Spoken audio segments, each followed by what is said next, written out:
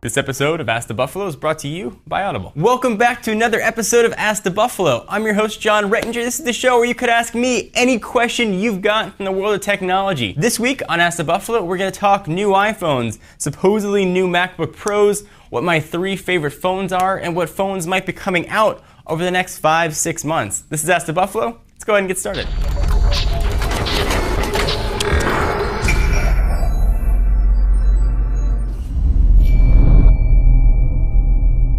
Our first user, Victor Lopez, wants to know, hey John, looking to buy a MacBook Pro. Should I get the current MacBook Pro 15-inch or wait for the rumored 13-inch Retina display? Thanks. So I think it's safe to assume that eventually all MacBook Pro models are going to have that same Retina form factor and that same Retina display. It's just a matter of when. And that when looks to be in that October-ish timeframe. Supposedly the same timeframe we're going to see the next generation iPhone and possibly even an iPad mini. So right now we're in July, at least that's when this is being filmed. If you can wait for a few more months till October, I think you're going to be better served. The current generation 13-inch MacBook Pros are very well spec'd, but if the Retina display is important to you, then you're going to want to wait. If you're the kind of person that needs to have an optical drive, then you're definitely going to want to actually get the generation now. But if optical drive is not important to you, wait a couple months and pick up an external super drive and be good to go. Hopefully that helps answer your question. So Dark Stranger 007 asks, if you had a choice to carry 3 daily drivers, which ones would you choose? Oh, that's a great question. The daily driver that I'm carrying right now is a Galaxy Nexus with Android 4.1.1 Jelly Bean on it.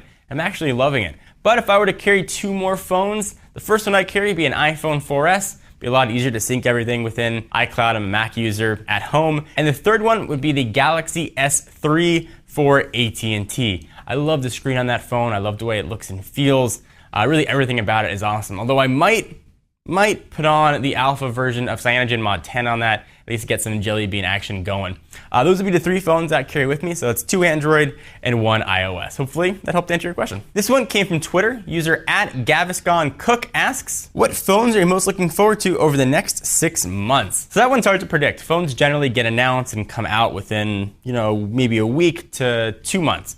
Over the next 6 months, though, we can pretend and play a little game and speculate about what we're going to see. So over the next 6 months, we're going to see the iPhone 5 or new iPhone. So that would definitely qualify on that list.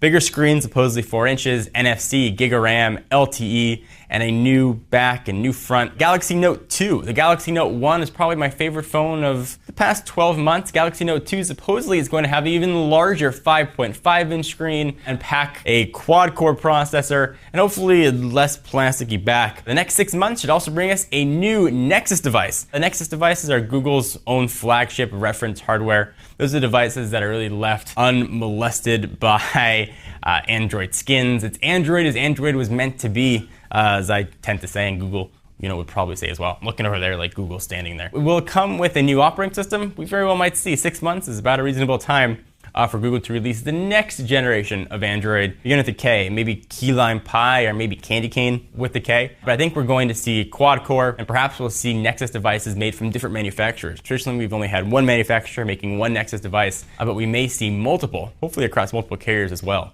As a side note, I mentioned this in a previous video, if you want to be guaranteed Android updates, definitely only look at a Nexus device. So it's always kind of fun to play and speculate on what's coming out. Do you agree or disagree with the phones I'm looking forward to? Did I miss one that perhaps you think definitely needs to be mentioned? I'd love to hear what you guys have to say. And speaking of things that you have to say, let me go ahead and take a minute to thank our friends and sponsors at Audible. You know the name Audible, it's pretty much become synonymous now with audiobooks. Audible is the leading provider of downloadable digital audiobooks and spoken word entertainment. They have over 100,000 titles to choose from. They can all be downloaded right to your iPod, MP3 player, really any device now that can play digital music can play an audiobook from Audible. They pretty much have anything. In fact, right now, I am reading or listening to Abraham Lincoln Vampire Hunter. Saw the movie, didn't like it, but heard the book was pretty awesome. About a quarter of the way through and it's way better than the movie.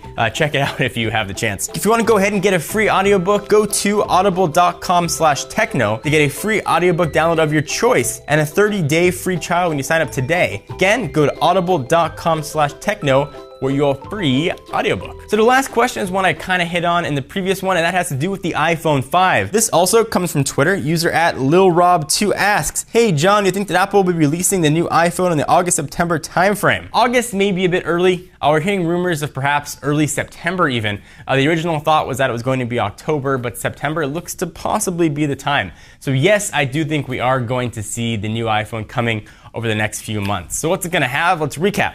It's going to have a bigger 4-inch screen, a little bit of a thinner profile. Gone is the 30-pin connector. We're going to have a much smaller 19, perhaps 20-pin connector. 3.5mm headset jack on the top of the phone. Going to be moving to the bottom.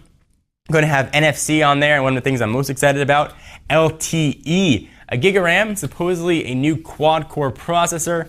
Supposedly Samsung made, which is kind of odd considering Apple and Samsung's relationship. Of course, iOS 6, and I don't think we've seen all of iOS 6's features yet. I think that's going to be unveiled when we finally see the next generation iPhone, iPhone 5, whatever they decide to call it, iPhone 4S. I think we also might see it across multiple carriers. Perhaps T-Mobile will finally be able to get their customers an iPhone. I know they've been clamoring for it for quite a while.